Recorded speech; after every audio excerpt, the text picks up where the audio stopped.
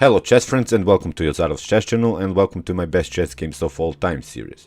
So in this series you will see all of the best chess games that have been ever played in chess history, and I think it wouldn't be a list without the legendary Mikhail Tal.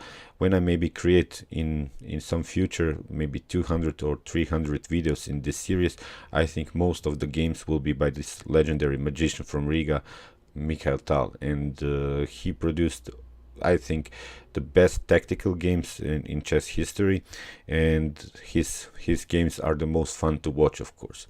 So let's see today a game. It was played in 1959 in Belgrade and against Vasily Smyslov in the candidates tournament, and here the legendary Mikhail Tal was playing as white, and Vasily Smyslov replied with this c6 with the Caro-Kann defense, and of course we have here d3. This is sort of an King's Indian attack, the Brave variation. So of course after d5, which was played, we have knight on d2, and you see Tal chose here this line in which he can retake with the d pawn on e4, but the threat is now not present anymore, the threat of queens, because we have put here this knight on d2. And I like this variation. When I played e4 against Caro-Kann, I really love this line, which is sort of similar to the King's Indian attack. If you want to watch more of this King's Indian attack games, go maybe to a chess base, and you will see the setup, because then after knight on f3 you have a really healthy setup. You didn't show your cards already in the center, and you have possibilities to play e5, and maybe then after that in a couple of moves maybe f4, and gain some space on the king side. So I really love this variation, because you'll see you have a fast development in this line, because we had here e5 by Smyslov, knight on f3, and here we have knight on d7. Of course Smyslov is also protecting here this e5, and this is now a problem, because there is this dynamic position now in the center. You see multiple pawn trades are possible, and here with this knight on d7, Tal felt like he can go here for this immediately d4, because Smyslov put his knight here in front of the queen, and after the possible pawn trades here on the d file, there is not again possible a queen trade. And of course, as white, you don't want to trade the queens in this early stage of the game. As black, maybe you would love to, because as black you're playing against Mikhail Tal, and of course you would be happy with a draw. But as white, you want to keep the queens on the board and try to create an attack. So we have here this d4. I like really this move. Now after d takes e4, knight takes on e4, and now Smyslov clears really this situation in the center, plays e takes d4, and now queen on d4. But the problem for Smyslov is here that you see Tal has already developed two of his knights. He has played with the queen, so he has developed 3 pieces. Meanwhile, Smyslov has developed only 1 piece.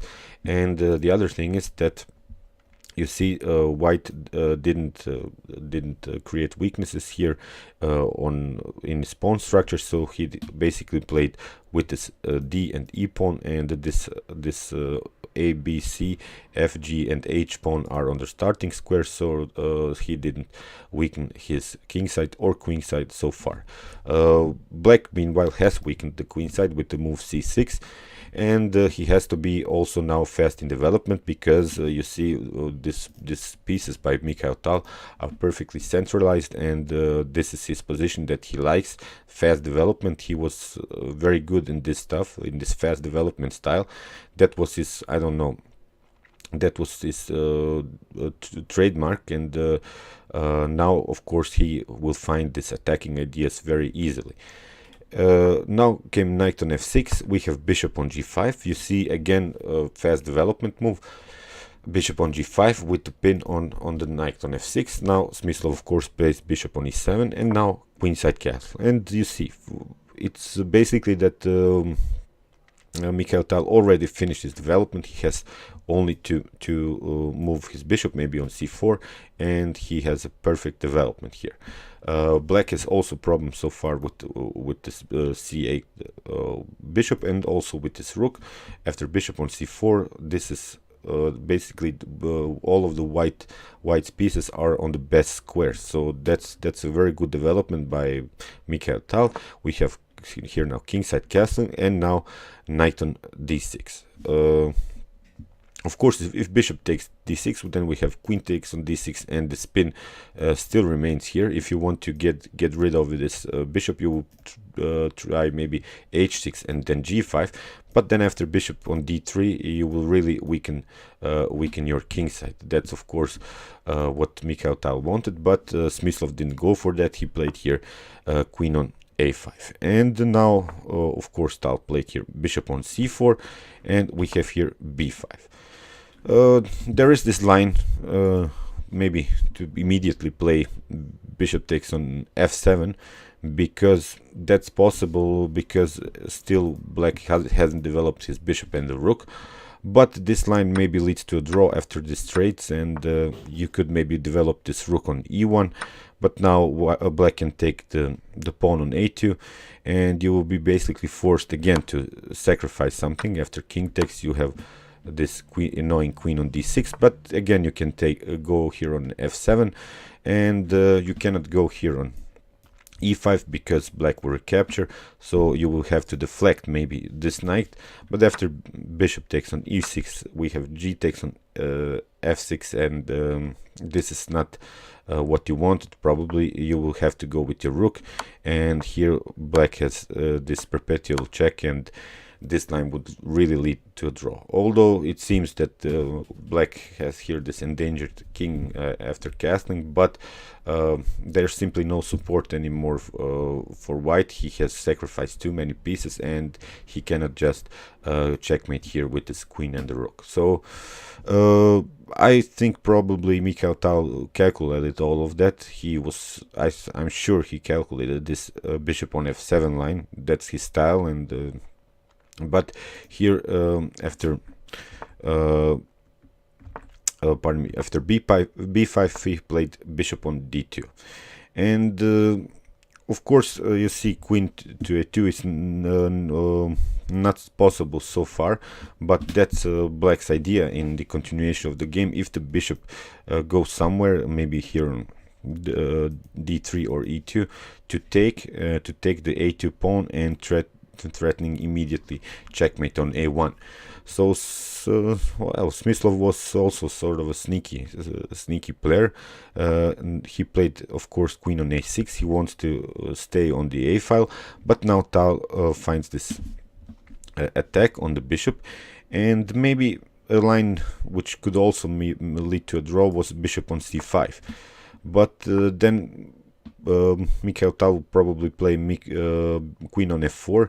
If b takes c4, then you have bishop on c3, and if now rook on e8, well, this would lead in this kind of line. You're really you see this bishop is really threatening here on this g7, but then black could maybe here go and defend the pawn with bishop on f8, and then you could do this perpetual check. Also, there is no clear line for white to attack anymore. So maybe this bishop on c5 would be a better idea, but here Smyslov played bishop to d8 instead of bishop to c5. So here Tal played queen on a4. And now we have, of course, b takes c4, and now Tal goes for his attack that he's famous for. He played, of course, queen on g5, threatening immediately checkmate. That's why we have knight on h5, we have knight on h6. First the check, the king has to move, of course, king on h8, and now queen on h5. If now g takes h6, then you have bishop on c3 immediately. This is a very nice attack. And now if bishop on f6, well, the queen would simply take this pawn on h6 and create an attack on the rook. And that's now the problem, because the rook is protected by the knight, and what we have to do is simply to deflect the knight from the defense of the rook and create here this checkmate threat. So black would be forced then to take, and now white can play knight on g5 and here create this checkmate on h7. So Tal, I think, calculated all of that. That's his style, as I always love to say. Why black could simply do bishop on b2, but then you have king on b1. Of course, you can also give up your queen, but it's checkmate unavoidable. So knight on f6 would have to be played, and then you have a queen on f8, knight on g8, and then here knight on f7 checkmate. So that's why instead of after knight on h6, king on h8, and queen takes on h5, black tried here queen on a2. And now of course Mikhail Tal made room for his king. Bishop on c3. Again, you see with this very nasty attack on the king, he has also possibilities to play here on f7, and here Smyslov tried knight on f6, and here of course Mikhail Tal finds this very nice queen sacrifice. Queen takes on f7. If of course rook takes on f7, then you have rook takes on d8, and you can simply go maybe here with the knight, but then again it's checkmate. So after queen on f7, we have queen on a1 by Smyslov, king on d2, and now Smyslov took the queen on f7, but you see with this king on d2 we cut out here this line for the rook on d8.